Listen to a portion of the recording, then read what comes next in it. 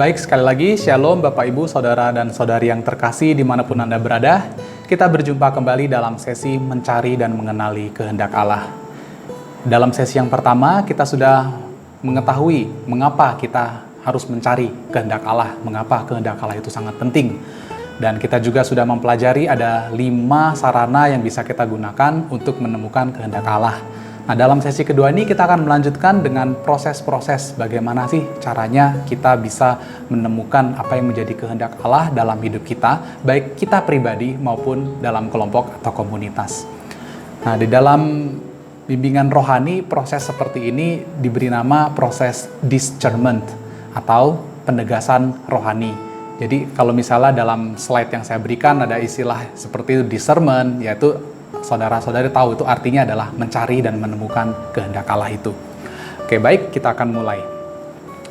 Nah, proses discernment yang pertama itu adalah, karena ini yang Anda cari adalah kehendak Allah, bukan kehendak diri Anda sendiri, bukan kehendak orang tua Anda, bukan kehendak guru Anda gitu, maka yang Anda perlu lakukan untuk pertama-tama adalah berdoa. Berdoa itu berarti kita mengangkat hati dan pikiran kita, seluruh keberadaan kita kepada Allah. Saya tidak menekankan bentuk doa seperti apa yang harus Anda lakukan. Yang jelas di sini adalah Anda doa kepada Tuhan apa adanya dengan jujur, ya Anda katakanlah, Tuhan, saya bingung, saya tidak tahu harus berbuat apa, tapi saya tahu Engkau tahu yang terbaik bagi saya dan saya mau melakukan kehendak-Mu. Begitu. Nah, jadi penting di sini untuk kita bisa betul-betul jujur dan terbuka dengan diri kita sendiri dan dengan Tuhan. Kadang-kadang ada orang yang berdoa, ya Tuhan, berikan aku ini, berikan aku itu, tolong buka jalan supaya usaha ini jadi, tolong supaya anak saya bisa sekolah di sini ini. Ya itu bukan mencari kehendak Allah, itu namanya kita mengatur-ngatur Allah. Jadi kita mau supaya Allah mengikuti apa yang menjadi maunya kita. Ya, ini adalah doa yang keliru sebetulnya. Jadi doa di sini adalah kita lebih banyak sebetulnya diam sih. Setelah kita menyatakan kepada Tuhan bagaimana kondisi kita bingung begitu kan. Ya kita coba dengar, Tuhan sebetulnya mau apa sih? Nah, nanti dia akan bicara dengan beberapa tanda. Nah, lalu yang kedua, ya supaya kita bisa menilai dengan lebih objektif juga, ya tidak cukup sebetulnya kita hanya berdoa saja lalu kemudian kita nggak kemana-mana gitu kan. Ya misalnya contohnya dalam, misalnya saya merasa baru lulus kuliah lalu mau kerja atau masuk biara begitu kan, lalu kemudian saya hanya berdoa saja begitu. Ya sulit juga Tuhan bisa menjawabnya. Jadi diperlukan usaha di sini. Kenapa? Karena rahmat itu bekerja sama dengan kodrat. Nah, jadi tahap yang kedua adalah kita juga perlu mencari informasi-informasi yang memadai. Lalu kita pertimbangkan pro dan kontranya. Ya kalau misalnya saya masuk biara, apa pronya? Kalau saya menikah, apa pronya? Apa keuntungannya? Dan ada apa kerugiannya juga. Lalu yang kedua, kita kenali tanda-tanda lahiriah. Ya jadi kan seperti tadi yang seperti dalam sesi pertama, ya misalnya sudah tahu bahwa memang saya ini tidak pandai bernyanyi. Ya janganlah kita berusaha untuk menjadi seorang artis begitu, misalnya menjadi penyanyi gitu. Ya kita kenali tanda-tanda lahiriah juga, ya misalnya saya ada di Indonesia begitu, lalu kemudian tiba-tiba saya berpikir, oh mungkin Tuhan memanggil saya untuk menjadi seorang rahib di padang gurun di Sahara sana. Ya rasanya enggak juga begitu ya. Jadi Tuhan bekerja lewat tanda-tanda. Dia sengaja meletakkan Anda di sini, mengatur lingkungan Anda seperti ini ya karena disitulah sebetulnya ada kehendaknya. Mengapa kamu dilahirkan di Indonesia, kenapa bukan di Amerika, itu juga beda. Mengapa kamu dilahirkan di keluarga ini, mengapa bukan di keluarga itu, nah gitu. Lalu perhatikan ketiga sumber-sumber bimbingan dari Allah tadi ya, terutama yang tadi kitab suci, ajaran gereja begitu. Dan status hidup Anda. Ya karena jika sesuatu keinginan jelas-jelas bertentangan dengan kitab suci, ya misalnya Anda berpikir lebih baik saya curi aja ya, atau ya tetap begini aja ya. Ya jangan pikirkan yang mencuri itu. Kenapa ya? Karena jelas-jelas mencuri itu dilarang sama Tuhan gitu. Sama dengan membunuh ya, sama dengan berzinah begitu. Ya itu tidak perlu discernment karena itu jelas-jelas bertentangan dengan kitab suci dan ajaran gereja begitu. Ya, jadi ya itulah pentingnya juga di sana. Jadi harus ada batas yang tegas di sana. Lalu kemudian Anda membawa persoalan Anda kepada Yesus ya. Jadi setelah melihat, sudah mencari informasi, sudah mempertimbangkan, lalu bawalah dua-duanya kepada Yesus. curhat aja kayak dengan seorang sahabat gitu. Yesus, ini ada 2 pilihan, baiknya yang mana ya? Yang ini baik, yang ini pun baik gitu. Atau misalnya ada tawaran baru kan, ambil nggak ya?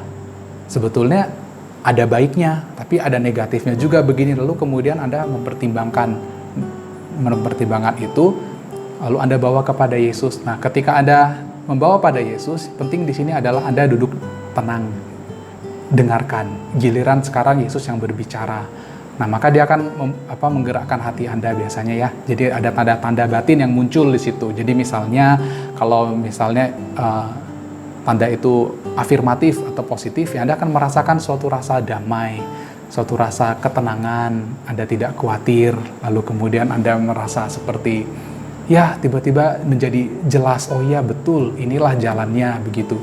Itu bisa. Tapi kalau misalnya Tuhan tidak berkenan, ya maka kemudian tanda-tanda batin yang muncul tuh biasanya negatif. Jadi Anda mulai gelisah, mulai takut, lalu segan gitu ya, jangan-jangan nanti begini, jangan-jangan begitu.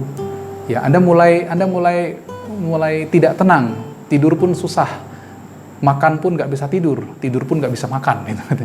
Ya, jadi kenali tanda-tanda ini, tapi ya sekali lagi ingat, ini tidak mutlak ya, masih dalam tahap ini Anda kenali dulu tanda-tandanya, karena itu mungkin juga masih tergantung dengan emosi Anda, mood Anda, atau mungkin juga pengaruh dari luar begitu. Nah, lalu kemudian Anda ulangi proses ini beberapa kali, makanya tadi bilang jangan langsung dimutlakkan begitu, harus diulang berkali-kali, lalu kita lihat apakah memang ini konsisten, apakah memang setiap kali kita berdoa kepada Tuhan, lalu setiap kali kita mendengarkan jawaban Tuhan lewat tanda-tanda batin itu, apakah memang konsisten, apakah saya selalu merasakan ketenangan dan kedamaian ketika saya sedang mempertimbangkan misalnya pilihan yang A begitu. Ya, dalam contoh ini, ya, saya waktu memutuskan untuk masuk biara juga saya melakukan proses discernment ini sih. Ada yang mengajari seperti ini juga. Nah, jadi saya pertimbangkan dua-duanya. Masuk biara itu baik, yang menikah, berkeluarga, punya anak, itu pun baik juga begitu. Jadi saya cobalah dalam 1 minggu misalnya saya membawa kepada Tuhan keinginan untuk masuk biara. Lalu setiap kali berdoa saya bawa, Tuhan saya mau masuk biara, Tuhan betapa indahnya kalau saya masuk biara begini-begini, tapi saya takut begini-begini. Tapi yang muncul ada perasaan damai dan tenang begitu ya.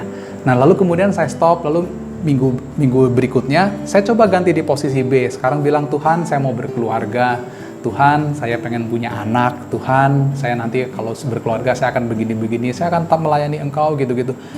Tapi kemudian ada perasaan yang gak janggal gitu, ganjal, kayaknya tidak, kamu akan lebih berkembang kalau kamu masuk biara. Oh begitu ya. Lalu kemudian saya coba lebih ekstrim lagi, saya coba lupakan pilihan masuk biara itu kan, saya cobalah pergi cari hiburan, nonton, hangout sama teman-teman begitu kan. Lalu kemudian ya dorongan batin itu keluar lagi, enggak, kamu nggak bahagia di sini. Lalu ya benar, ketika saya pergi jalan-jalan juga begitu, ya ketika orang lain sibuk foto-foto gitu, saya cari gereja. Ya itu merupakan suatu tanda juga dorongan batin dari Tuhan. Saya juga bingung kenapa sebelumnya saya senang sekali makan-makan, saya senang sekali jalan-jalan, saya senang sekali itu kan shopping gitu. Lalu waktu itu rasanya tiba-tiba hambar semua. Nah, itu juga tanda-tanda batin yang datang dari Tuhan. Oke, nah lalu kemudian penting juga di sini adalah Anda berkonsultasi dengan pimpinan, dengan pembimbing rohani atau orang-orang yang Anda percayai, orang-orang yang hidup rohaninya baik, orang-orang yang berpengalaman. Dan penting juga di sini adalah ya ketika Anda mendengarkan nasihat dari orang-orang itu, Anda harus rendah hati. Jangan bilang tidak, tapi. Ya itu namanya nggak mau dibimbing. Kalau mau dibimbing ya berarti ketika mereka katakan, oh ya itu tandanya sepertinya memang mengarah ke sana. Ya Anda harus dengan rendah hati, ya saya akui itu begitu. Jadi penting juga untuk mendengarkan orang-orang lain. Kadang ada yang bilang kalau misalnya ada satu orang bilang, kamu itu kayak bebek ya, ya mungkin kita anggap itu angin lalu lah begitu. Tapi kalau Anda ketemu sama 10 orang, 20 orang, semuanya bilang, kamu kok kayak bebek ya, Anda harus memulai mempertimbangkan, jangan-jangan Anda memang bebek gitu. Ya, jadi kadang orang lain itu punya perspektif yang kita tidak punya. Kita tidak bisa melihat diri kita seluruhnya. Makanya kita perlu orang lain untuk melihat, oh kamu tuh sebetulnya cocoknya begini, cocoknya begitu. Tapi tentu saja di sini kita harus kritis, jangan semua orang kita dengar gitu ya. Kita harus pilih juga orang-orang yang memang kita tahu memiliki niat dan maksud yang baik untuk perkembangan hidup kita. Ya kalau memang maksud dia jahat ya, jadi akan bilang apa aja, yang penting kamu jatuh, yang penting kamu ya tidak berhasil begitu kan, ya jangan. Nah lalu dalam kasus tertentu Anda dapat meminta tanda dari Tuhan sebagai peneguhan. Nah, jadi Tuhan, kalau seandainya kamu pengen saya masuk biara, tolong belikan tanda yang luar biasa, pacar saya biar dia putuskan saya, misalnya begitu. Ya saya tidak melarang sebetulnya ya orang memohon tanda supaya yakin 100%, apalagi dalam keputusan yang penting sekali menyangkut hidup seperti ini gitu. Tapi sekali lagi saya ingatkan ada bahaya di sini. Kenapa? Karena iblis juga bisa memalsukan aneka tanda-tanda itu. Dan kemudian kita langsung ya seolah-olah kalau tidak ada tanda berarti bukan kehendak Tuhan ya. Padahal ya sebetulnya Tuhan senang ketika kita itu berjalan dalam iman. Kita tidak banyak melihat ya, Tuhan bilang kan berbahagialah yang tidak melihat namun percaya gitu. Ya tapi dalam kasus-kasus yang khusus ketika memang ada dorongan batin, Anda sudah merasa sangat sulit sekali mengambil keputusan, ya Anda bisa meminta tanda begitu, tapi tetap hati-hati gitu intinya ya. Oke, nah jadi tadi itu adalah proses-proses discernment yang bisa Anda lakukan ketika Anda sedang galau, sedang menghadapi sebuah pilihan, ya sedang mengalami dilema, terutama antara sesuatu yang baik dan sesuatu yang baik, mencari yang lebih baik di antara yang baik gitu. Nah, yang kemudian proses discernment ini juga bisa dilakukan dalam komunitas atau kita sebutnya sebagai discernment kelompok, ya, terutama misalnya dalam komunitas Tritunggal Maha Kudus gini, menemukan kehendak Tuhan dalam kelompok sel. Oh, siapa yang dipilihnya menjadi pelayan? Apakah kita harus melakukan ini? Apakah kita harus pindah tempat, pindah hari misalnya, seperti itu kan kepentingan kelompok sebetulnya. Nah, kita juga di sini penting untuk mencari kehendak Allah. Syaratnya yang pertama, anggota kelompok ini harus berkumpul. Berkumpul bukan sekedar berkumpul, tapi dia berkumpul dalam nama Tuhan. Mohon bimbingan kuasa Roh Kudus, Roh yang mempersatukan kita, supaya dia menyatakan kehendaknya dalam setiap pribadi kita masing-masing. Jadi keputusan yang diambil itu bukan keputusan pribadi, melainkan ini adalah keputusan kelompok atas bimbingan Roh Kudus. Nah, jadi di sini penting kita memiliki semangat yang benar dalam kelompok. Kita memiliki semangat cinta kasih, semangat persaudaraan, saling menghargai dan saling mempercayai satu sama lain. Akan sulit untuk discernment ketika satu orang merasa, saya ini paling senior di sini. Pendapat yang lain itu nggak penting, yang penting pendapat saya. Ya berarti itu artinya Anda kurang rendah hati. Anda tidak mau mencari kehendak Allah, tapi Anda memaksakan kehendak diri Anda sendiri. Nah di sini pentinglah sekali lagi sikap kerendahan hati ini. Ya, sebenarnya sama halnya sih ketika kita melakukan discernment pribadi juga kita harus rendah hati bahwa kita ini kurang bijaksana. Kita ini memiliki keterbatasan bahwa kita tidak tahu apa yang terbaik, makanya kita minta tolong. Kalau misalnya orang tidak merasa dia perlu ditolong, ya dia tidak akan minta tolong, atau dia minta tolong hanya sebagai formalitas aja biar terkesan seolah-olah, oh iya ini bukan keputusan saya loh, padahal sebetulnya itu keputusannya dia. Nah jadi di sini penting sekali saudara-saudari atur disposisi batin yang tepat ketika kita mau memulai proses discernment kelompok ini. Pastikan semua anggota itu memang benar-benar ingin mencari kehendak Allah gitu. Lalu kemudian ya tuh kita juga perlu rela. Jadi misalnya ya, orang banyak sih yang begitu sudah berdoa lalu kemudian ternyata Tuhan memberikan tanda seperti ini, lalu aduh Tuhan ya nggak ada yang lain kah gitu. jangan saya lah misalnya gitu kan. Artinya apa ya, orang itu masih bersyarat, dia belum rela sepenuhnya untuk mencari kehendak Allah, untuk mengikuti kehendak Allah. Ya, jadi ketika apa yang menjadi kehendak Allah itu berlawanan dengan keinginan pribadinya dia memberontak gitu, ya kan? Atau aduh Tuhan jangan saya lah, ada orang lain kah gitu. Padahal jelas-jelas Tuhan sedang menunjuk kamu jadi pelayan sel misalnya. Ya kita harus siap dulu. Kalau misalnya saya belum siap, ya berarti sebetulnya saya belum bisa memulai proses discernment. Ya sama halnya lah ketika Anda juga memilih pasangan hidup, ketika Anda memilih panggilan religius begitu. Ya Anda harus siap dengan skenario di mana memang Tuhan memanggil Anda begitu. Kalau kemudian ternyata benar Tuhan memanggil, lalu kita bilang, aduh tidak Tuhan, nggak mungkin saya lah, saya mah apa atuh. Ya buat apa discernment gitu kan. Nah, jadi di sini penting juga saudara-saudari, kita rela dan siap melakukan apa yang menjadi kehendak Tuhan yang dinyatakan kepada kita, apapun itu. Apapun resikonya, ya. Sikap awal ini sangat penting karena tanpa sikap ini proses discernment kita tidak akan otentik. Nah, sekarang kita lihat apa yang menjadi halangan-halangan dalam discernment kelompok. Ya sudah sedikit saya singgung tadi. Yang pertama itu adalah ya orang-orang yang masih belum bersatu hati. Jadi dia masih terpecah-pecah ya, dia memihak kelompoknya sendiri atau punya geng sendiri yang punya kesamaan ciri, yang punya kesamaan hobi, ya. Ya dia merasa ya kelompok kami nih yang harus didengarkan gitu, yang lain ini ikutin kami aja lah begitu. Nah akhirnya di situ ada perpecahan, lalu ada saling curiga, saingan, dan kemudian ya itu menghancurkan. Itu bukan tanda Roh Kudus. Ingat bahwa dimanapun ada Roh Kudus, di situ ada persatuan. Nah, lalu yang kedua itu keterpusatan pada diri sendiri, sehingga yang menjadikan kelompok itu buta, nggak bisa melihat kepentingan yang lebih besar. Ya, jadi kita seolah-olah yang membawa agenda pribadi kita ke dalam kelompok ini, ya bukan yang mencari kehendak Allah yang lebih besar ya, seperti ya kita sudah renungkan sebetulnya jalan Tuhan itu jauh melampaui jalan kita, pikiran Tuhan melampaui pikiran kita. Seperti langit dan bumi, demikianlah jalanku di atas jalanmu, itu sabda Tuhan. Jadi kita harus rendah hati juga di situ bahwa saya mungkin berpengalaman, saya mungkin tahu banyak hal, tapi saya tidak tahu semuanya. Dan apalagi dalam menentukan nasib orang-orang ini, itu tanggung jawab di hadapan Tuhan, saudara-saudari, ketika kita salah mengambil keputusan karena kita memaksakan kehendak kita sendiri, lalu ternyata yang terjadi, wah ternyata malah kacau balau begitu. Nah, yang terkait juga ada ambisi manusiawi, jadi ada semacam bentuk rekayasa ya dari rencana-rencana kita sendiri, dan hal ini menjadikan kita tidak peka terhadap bimbingan Roh Kudus.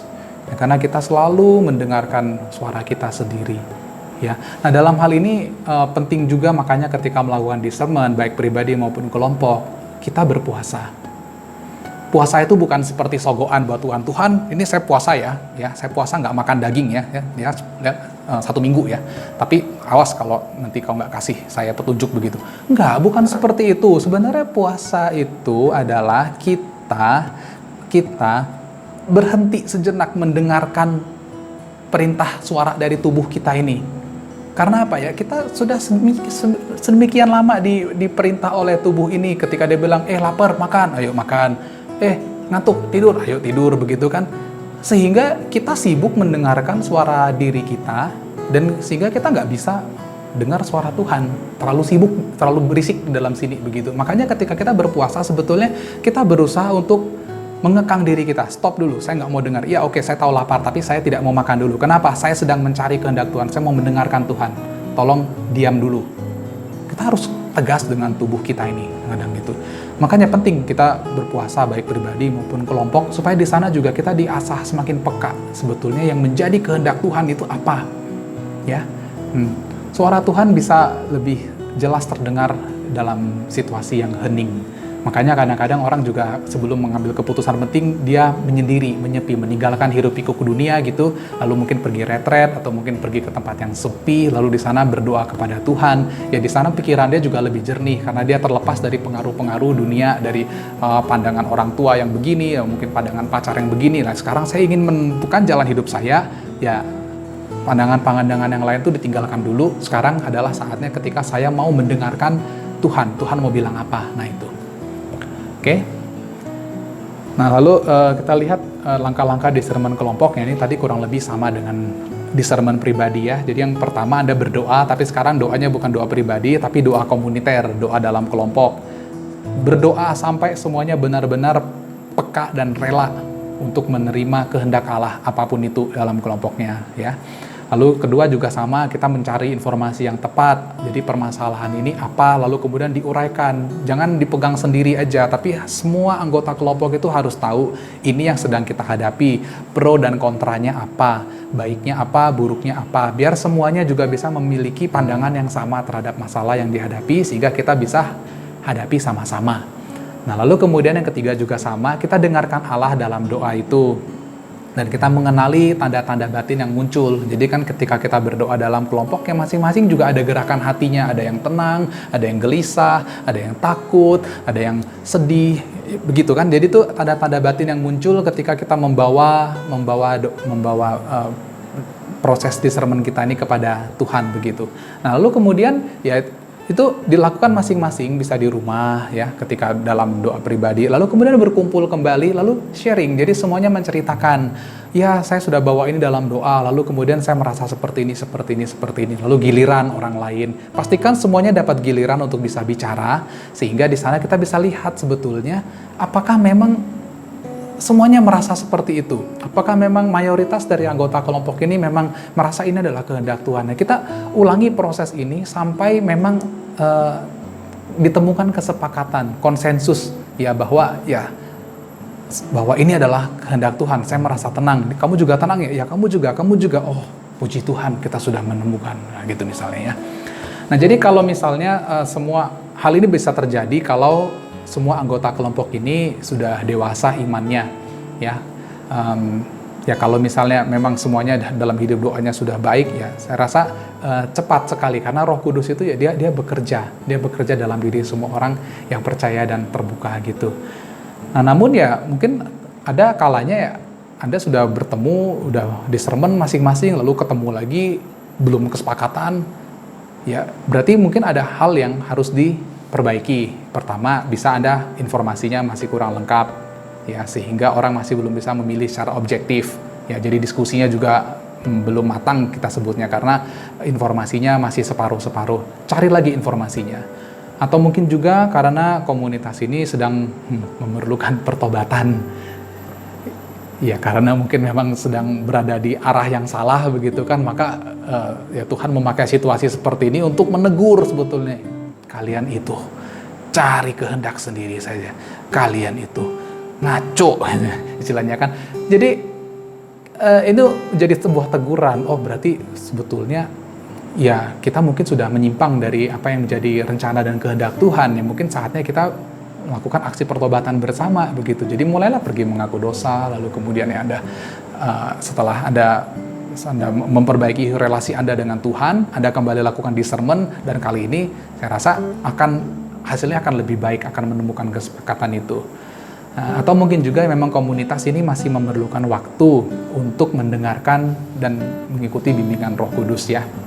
Jadi intinya adalah proses ini bisa Anda ulangi terus sampai ditemukan sebuah kesepakatan. Dan ingat, jangan ambil keputusan ketika sedang emosi, ketika emosi sedang tidak stabil, ketika Anda masih ketakutan, ketika Anda kayak nggak punya pilihan lain, yaitu akhirnya keputusan yang Anda ambil biasanya salah. Baik, setelah mengetahui semuanya ini, di akhir sesi ini saya akan memberikan beberapa tips praktis tentang bagaimana kita menemukan kehendak Allah. Yang pertama adalah, coba saudara-saudari cari pilihan yang paling membuka jalan kepada kasih. Pilihan yang juga paling menghasilkan buah-buah roh. Kalau misalnya dua-duanya sama, cari mana yang bisa menghasilkan buah roh lebih banyak atau meningkatkan kasih lebih banyak daripada yang lain gitu. Kenapa ya? Karena ukuran segala sesuatu adalah kasih. Allah adalah kasih, dan perintah Dia yang utama, kehendak Dia yang utama adalah supaya kita itu mengasihi Dia dan mengasihi sesama kita. Jadi ketika Anda dihadapkan dengan pilihan-pilihan, ya baik pilihan besar maupun pilihan kecil, ya Anda lihatlah, apakah saya bisa mengasihi di situ? Apakah saya bisa bertumbuh dalam kasih jika saya melakukan ini? Ya, teladan kita adalah Santa Teresia dari Lisieux. Tiap kali dia dihadapkan dengan pilihan, ya pertanyaan dia adalah, apakah saya bisa mencintai Yesus dengan melakukan ini? Apakah hal ini bisa membawa saya kepada cita yang lebih besar? Ya, jadi itu menjadi satu patokan yang sebenarnya praktis, tapi sulit. Ya, kenapa ya? Karena kita seringkali masih dikuasai oleh ego kita sendiri. Ya, kita mau enaknya sendiri begitu ya. Lalu tips yang kedua, coba Anda cari seorang pembimbing rohani. Dan kalau bisa orang ini adalah orang yang hidup rohaninya baik dan dia berpengalaman juga. Bisa pastor, ya bisa uskup, tapi bisa juga awam karena sekarang ini luar biasa ya. Tuhan menggerakkan banyak sekali awam-awam yang hidup doanya baik itu dikaruniai karunia kebijaksanaan yang luar biasa untuk membimbing orang-orang dalam hidup ini. Jadi bukannya nggak mungkin juga di antara KTM ini ada yang akan menjadi seorang bimbing rohani gitu ya. Saya berharap sih ada gitu, karena nggak mungkin hanya mengandalkan ya biarawan, biarawati, pastor, klerus ya, nggak bisa gitu. Banyak orang memerlukan bimbingan rohani. Atau sekurang-kurangnya kalau tidak bisa menemukan satu bimbingan rohani, ya cobalah kelompok sel Anda itu Anda jadikan sebagai guru Anda. Jadi cobalah rendah hati untuk mendengarkan pendapat orang lain. Ya mungkin mereka hidup rohaninya lebih baik dari Anda gitu ya. Jadi ketika mereka memberikan pendapatnya, ya itu bisa dari Allah gitu. Jadi kita coba mencari pembimbing. Intinya adalah ketika Anda melakukan discernment, Anda tidak boleh sendirian. Nggak bisa. Kalau Anda sendirian, ya Anda sangat gampang disesatkan oleh setan begitu. Ya. Jadi penting di sini, cari pembimbing rohani. Lalu kemudian Anda harus punya satu kerelaan hati. Jadi seperti sikap pasrah.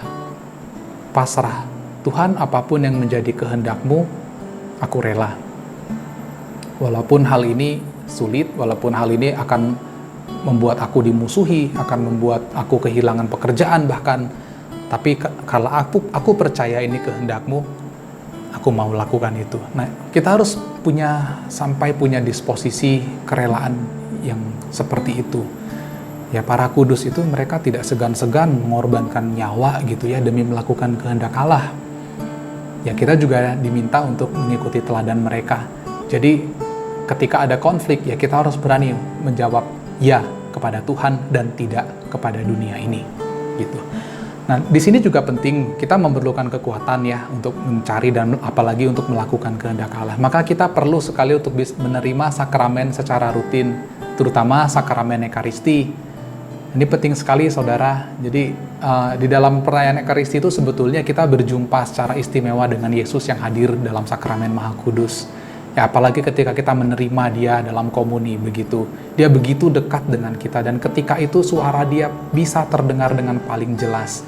Ya ketika dulu saya memutuskan untuk masuk ke biara begitu kan sedang discernment, ya nasihat dari pembimbing rohani saya adalah kamu ikut misa setiap hari. Kenapa? Ya karena disitulah sebetulnya kamu bisa betul-betul berbicara, berdialog dengan Yesus hati ke hati, ya betul-betul secara nyata begitu.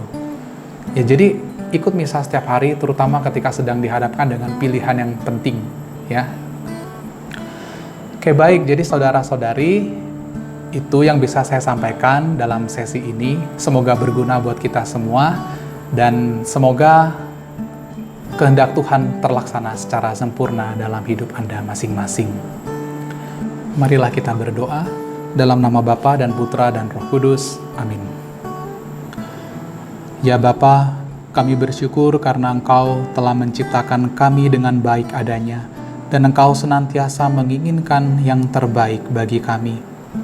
Bantulah kami ya Bapa, agar kami dapat dengan sepenuh hati mencari kehendak-Mu dalam hidup kami. Bukalah hati dan budi kami, agar kami dapat mendengarkan suara-Mu, agar kami dapat menemukan apa yang menjadi kehendak-Mu dalam hidup kami. Dan berilah kami rahmat yang kami butuhkan untuk dapat melaksanakannya secara sempurna. Sebab hanya kehendak-Mu lah satu-satunya yang menjadi pedoman hidup kami. Dan hanya dengan melakukan kehendak-Mu lah kami dapat sungguh-sungguh berbahagia, kami menjadi apa yang Engkau kehendaki dalam hidup kami. Biarlah kehendak-Mu senantiasa terlaksana secara sempurna di dalam diri kami dan dalam diri komunitas kami. Demi Kristus, Tuhan dan pengantara kami. Amin. Dalam nama Bapa dan Putra dan Roh Kudus. Amin. Tuhan memberkati kita.